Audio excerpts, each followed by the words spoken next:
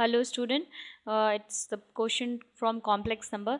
The given expression is given like this, and we have to find out which kind of the expression is of what form, like it is a real expression, or it is an imaginary, or it is a complex number, or none of these.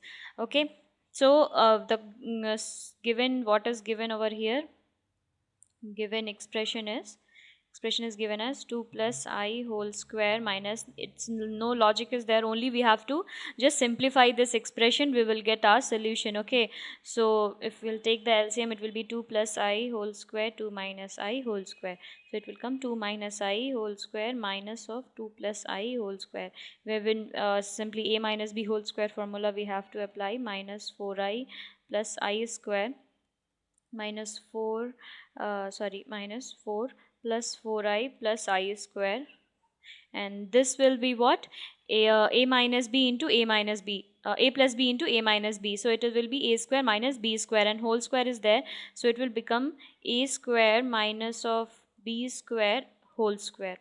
Okay, so when we will solve this value, it will come minus 4I plus I square minus 4 minus 4I minus I square.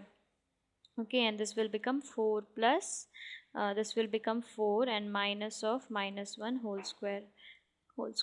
Okay, so these value got cancelled up, this value will get cancelled up, so we will be remaining with minus 8I, and this will become minus this I square is minus, so minus minus plus, so it will be 4 plus 1 whole square, so minus 8I by 5 whole square, so it will be minus 8I by 25. So what kind of value is this? It is purely imaginary value, it is imaginary value, so our answer will be B.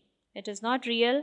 If I won't be there, then it would have been real, so it is not real, so it is pure imaginary value, so answer will be B. Thank you.